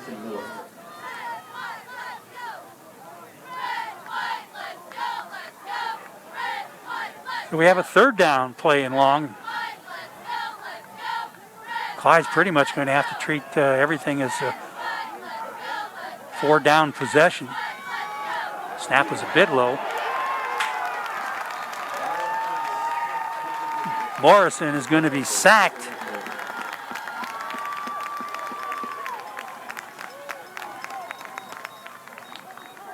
The loss back to the Flyers 45, bringing up 4th down and 16 to Clyde. So with the sack and the loss of that yardage, Clyde's going to have to kick this one away. Greenslade brings the ball out. He's the long snapper. Kick for the Flyers, hornback for Bellevue. Homler to kick it away. The snap a little bit to the side. Got a pretty good kickoff, and it will be pulled in by Deegan Horn as he slides to his knees.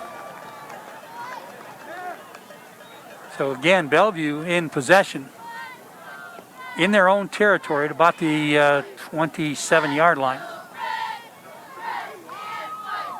1st and 10 on the 28th of Bellevue. Try to give you a rundown on the Division III, Region 10, which involves some of our area teams. Give to Mays. Mays is met in the hole Justin Mays, the ball carrier. by Dylan Overmeyer, the linebacker. Dylan Overmeyer. In Division III, from the Sandusky Bay Conference, Tiffin Columbian is the #1 seed, and they get a bye. Sandusky is the 17th seed, and they're going to play at Norton, which is over near Akron, the number 16th seed. And the winner of that game gets Columbian. That ball is complete on the outside to Deegan Horn from Keegan Ray. That's a big first down for Bellevue. It's going to allow them to run a minute or two more off the clock. Norwalk is also in that division. They're number 7. They will host Copley, the number 10, in the second week. They both have a bye. They will play the second week. Division III plays on Friday night. Ray goes deep, throws ball deep. He's got a man in the secondary again. Just a little bit of an edge. Deegan Horn, but it is knocked away by Brady Wilson. Broke that play up.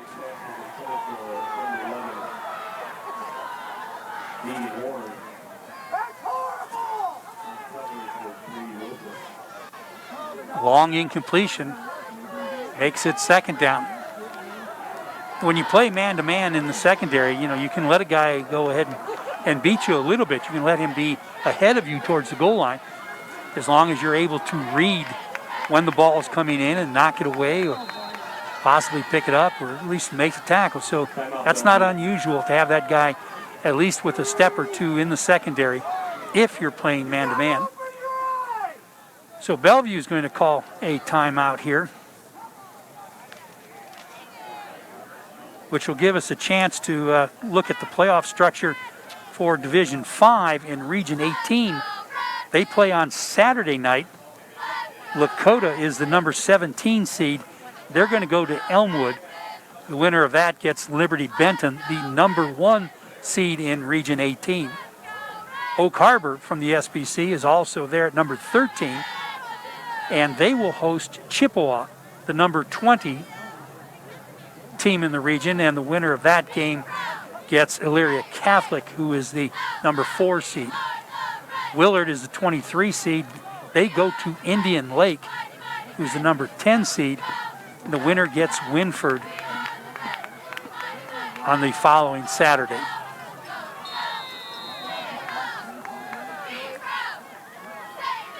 So Bellevue comes out now with a 2nd and 10. They got an empty backfield, 3 receivers to the right.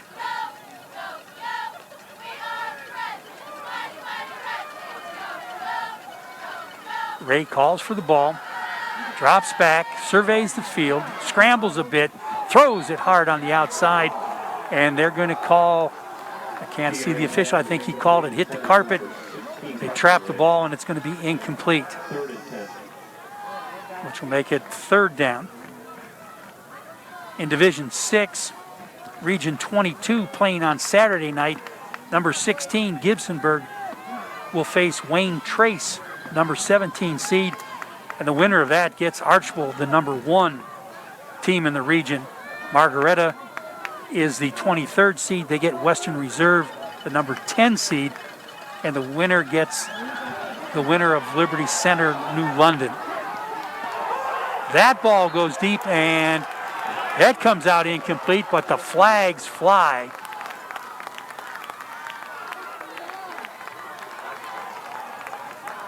They're going to get an OPI, a DPI on this one, as the Bellevue crowd has been clamoring for a holding call or an interference on the outside.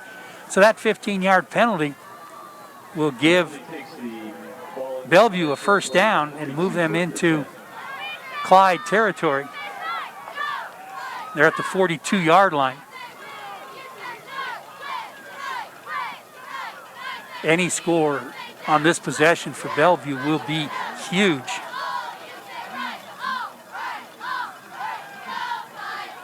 Quick snap, Ray on the carry. He fumbles it, and it pops right into the hands of a Clyde defender. When they unpile, maybe I can pick up his number. That's number 36, Dylan Overmeyer, who was in the right spot at the right time. As Ray was hit, the ball popped up in the air and right into Overmeyer's hands. So big turnover here in the 4th quarter. And it's time for Clyde to send their offense back out on the field.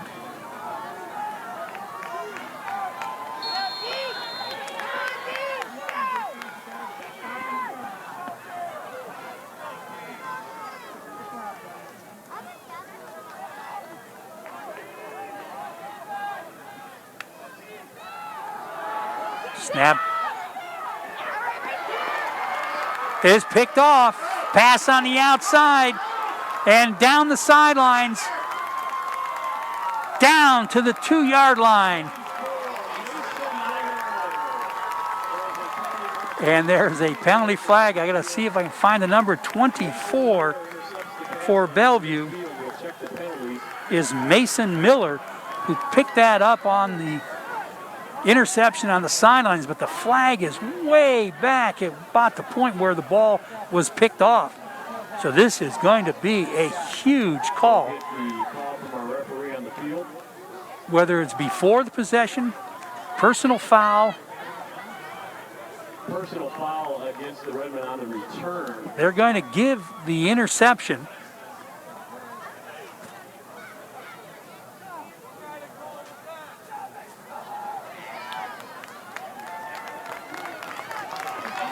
The penalty is going to go against Bellevue.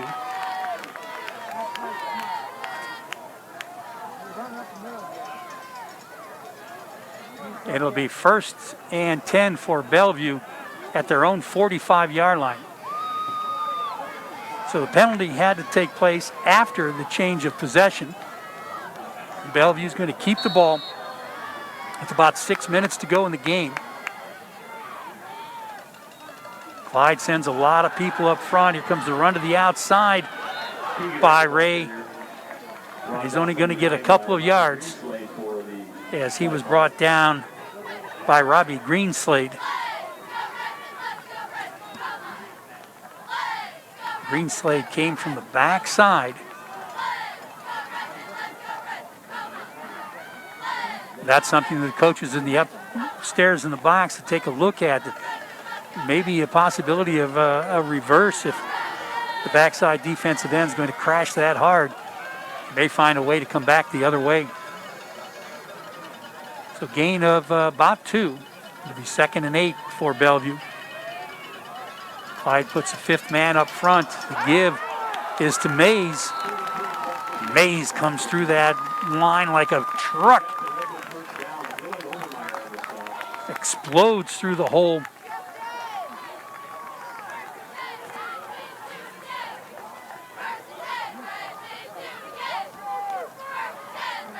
That's going to pick up the first down.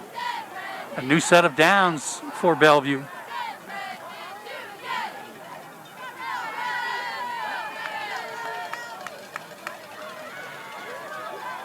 And Bellevue, of course, going to take their time. They're going to run the play clock down as far as they can inside of 5 seconds before they snap it. That time with 2 seconds to go. The big man again, Justin Mays on the carry. And he almost broke that one. Brady Wilson comes up to make the shoestring tackle to prevent the touchdown. But another first down as the Bellevue offensive line is starting to express themselves. We mentioned the center, Lincoln Klaus, 235. The left guard, 72, Brock Nunez, 286. The left tackle, Evan Straub, 6'1", 205. And you throw in Bova as the tight end at 203. That's a pretty solid front line.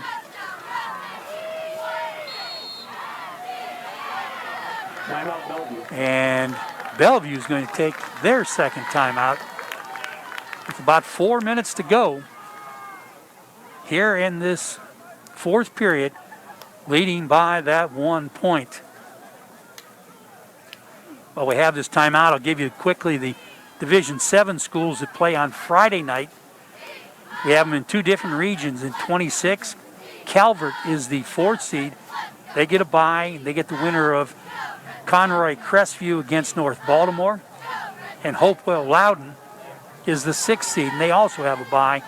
They get the winner of Patrick Henry, number 11, and Van Loo, number 22. In Region 25, Norwalk St. Paul is 8. They get a bye. They will play Southern, the number 9 seed. South Central's number 21. They go to Fairport, number 12 seed, and Monroeville's number 7. They take on the Independence Blue Devils, number 10 seed. So that gives you everybody that's going to be playing next week. Remember, 664 schools will start things out. It looked like Bellevue moved. They're going to get hit with a false start.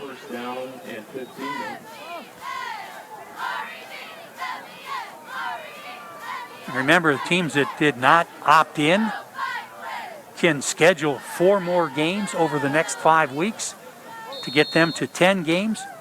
And once a school has been eliminated from the playoffs, they also can pick up games to get them to 10. So everybody has played their 6. If they play next week, that'll be their 7th game, and they get the opportunity to play 3 more games before their season would be over. Bellevue set to go.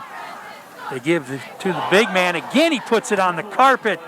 Justin Mays dropped that ball, and they're going to fight underneath. Haven't seen a signal. There it is. Clyde comes away with the football. Looks like number 13 for the Clyde Fliers, Jay Plummer, a sophomore, 5'10", 150, is at the bottom of that pile and comes away with the football, giving one more life of breath to the Clyde Flyer offense as they take over 1st and 10. Wow, that's huge play. Big play. Giving Clyde the ball at their own 38-yard line. Plenty of time to give to the running back, but he stopped. It's Bova and company. Grant Nichols along with him. 6:39 on the stop.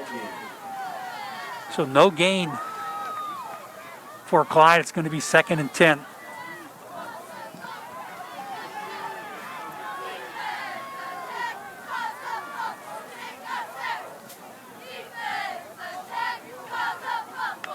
Balanced, set. Deep pass was almost picked off. Morrison's pass was short of the receiver, knocked down by the Bellevue secondary. They had 2 guys double coverage on the outside receiver.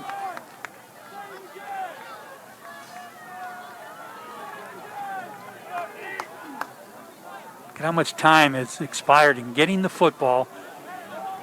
14 had to pick it up, Knopfs, get it back into the center, and they're down to almost 10 seconds left on the play clock. Took them 30 seconds to get to this point. Of course, the time of the quarter is not running because of the incomplete pass, but still takes a lot of time. That ball's a little bit high, and incomplete as Mason Miller stepped in, put a solid hit on the receiver, and the receiver is down on the field. So we'll take a timeout here, and we'll be back with the last 3 minutes of this ball game right after this.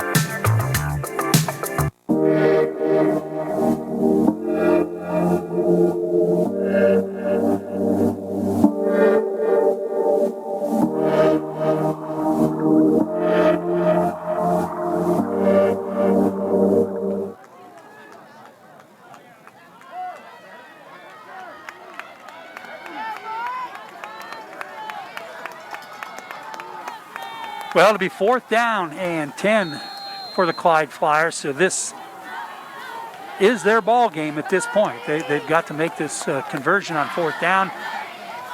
Bellevue will be able to probably run out the clock. Morrison goes deep over the middle. It's underthrown and intercepted by Bellevue. And that's number 12, Keegan Ray. No, it's 16, Preston Ray on the interception.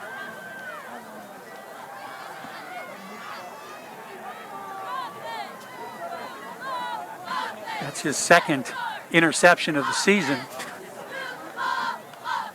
So Clyde was unable to convert, and now the Bellevue's in the driver's seat. They got 3 minutes and 2 seconds to try to run off the clock. You know how you do that. You give it to your big workhorse. Keegan Ray, the ball carrier. Keegan Ray keeps the ball, picks up a few yards. One of the things that a lot of coaches will like to do if a kid makes a mistake like that fumble is the next time you get the ball, give it back to him right now. Show the kid you have confidence in his ability, that he's going to hold on to the ball and carry the mail for you. Justin Mays is in the backfield.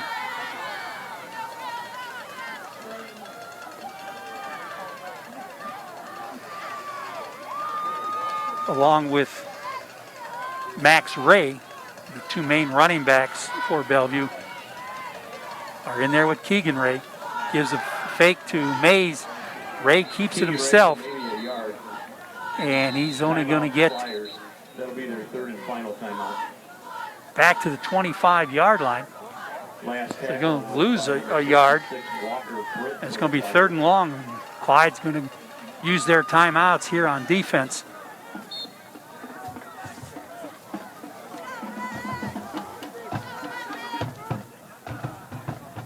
Bellevue has been successful in running a minute off the clock. They really like to pick up a first down. Just about ice things away.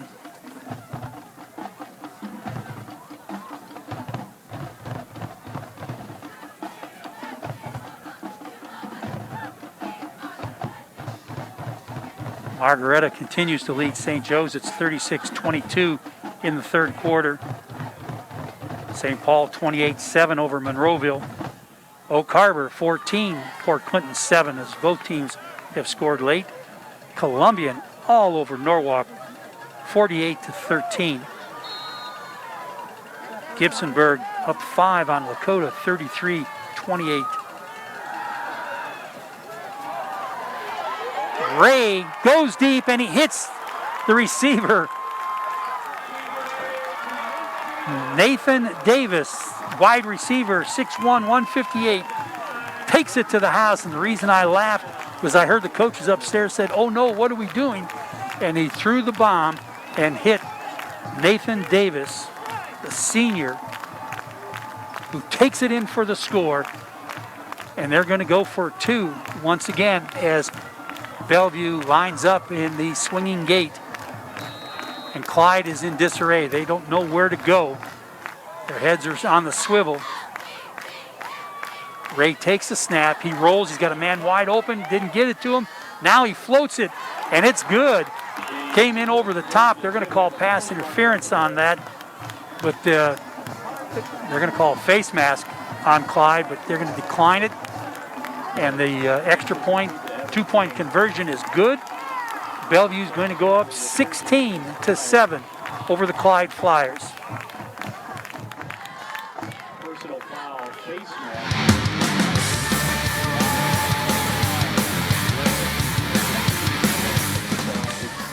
16-7 with 2:03 to go in the game.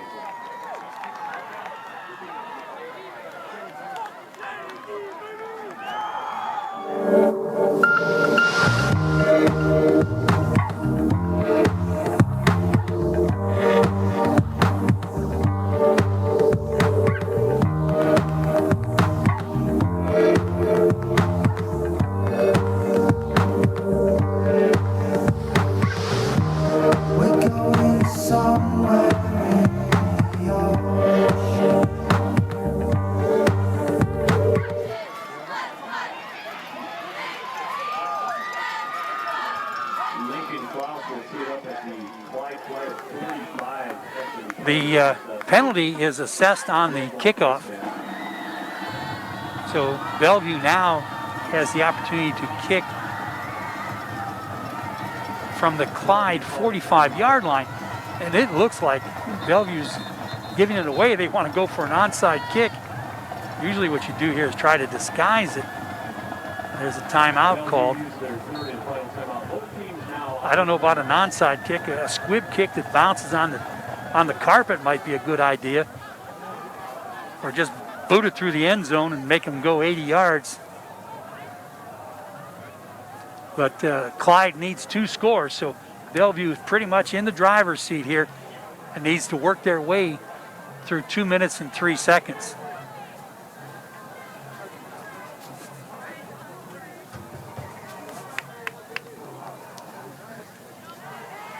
So the Bellevue kickoff team comes back out.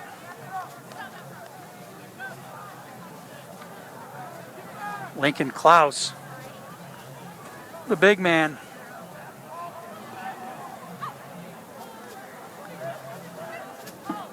Is going to kick off.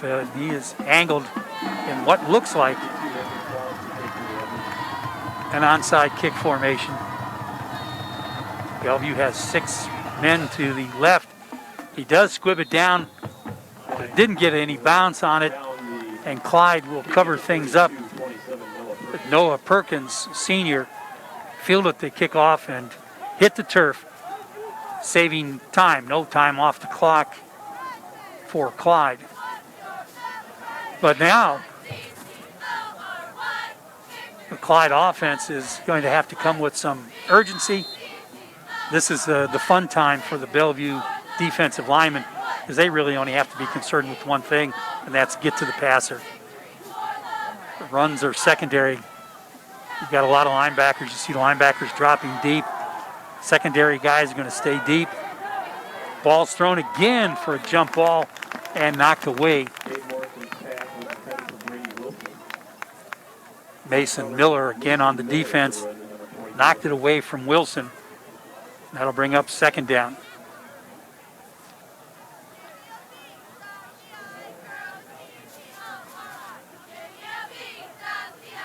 Playbook gets thinner and thinner as the time ticks away and the downs start to disappear.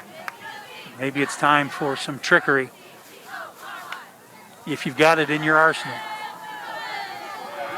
Morrison drops, decides to run it, finally tucks it away, and he slides down after he crossed the sticks, picked up that first down. They'll move the chains. On the officials' signal, they spike it. Morrison spikes the ball to kill the clock. 1:41 to go in the game. That'll kill the clock with 1:41 remaining.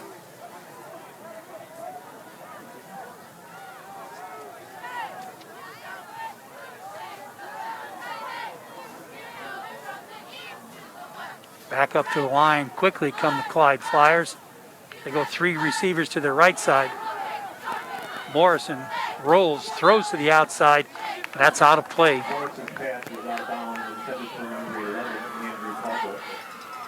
On coverage was number 16, Preston Ray. Intended for Andrew Cobble, but it was incomplete. Brings up a third down and 10. Clyde operating from their own 43-yard line.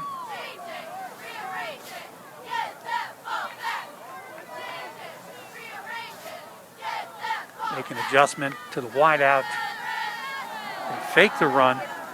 Morrison rolls out. He's got plenty of time. Only 3 guys on the rush. He still can't find anybody.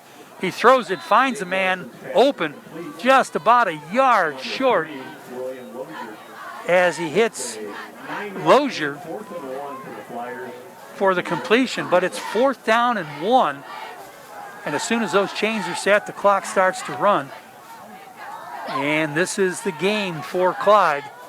It's over the middle. It's complete. And Griffin Knopfs makes the completion and gets down. But again, ball is set, clock starts, and it is stopped with the spike by Morrison. Bringing up a second down.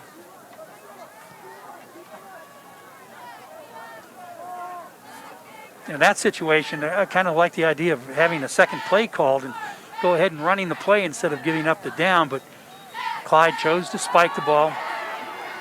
And there's pressure on Morrison. He's got a man on him, but he flips it to the outside.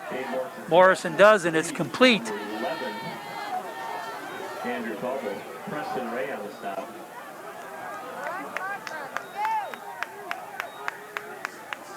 Andrew Cobble again.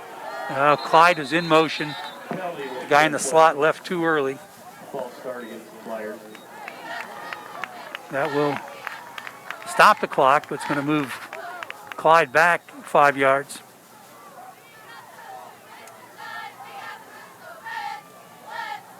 Bellevue did an excellent job of keeping the receiver in bounds. They return the clock to its former status, so the clock starts to run.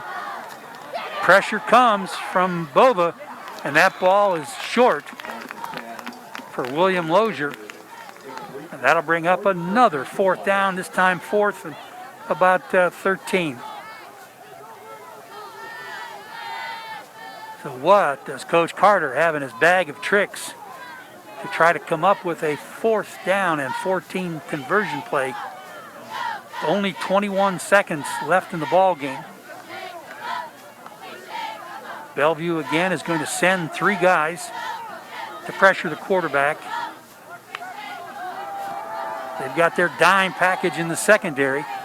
There's a ball completed over the middle to Brady Wilson. but he doesn't get to the first down marker, and that will do it.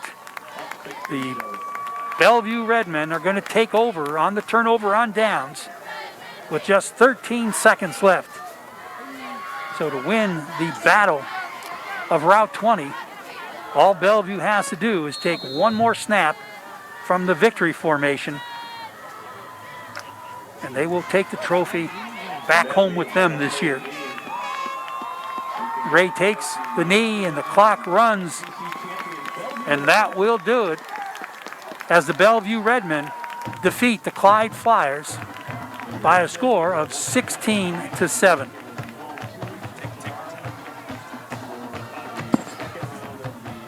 You see the Bellevue Redmen going down to the band to celebrate as they win the Route 20 trophy, which Clyde won last year. This has been a pretty even battle, even though Bellevue won the first 5 times starting in the year 2000. But Mr. Schubert told me that they even started that trophy back in the 90s, which I couldn't find the winners on it. But Bellevue is successful. They defend the trophy. They take it home with them. They're going to be the Lake Division champions, and they are ready for the playoffs going in at 6-0. So that will wrap things up for us from the First National Bank Field at Bellevue High School as Bellevue defeats Clyde by a score of 16-7. Today's game was brought to you by Dewey Furniture and Carpet. For our director, Eric Nachman, and camera operator, Ryan Taylor, I'm Bill Needham. Thanks for watching high school football on BCSN, which can be seen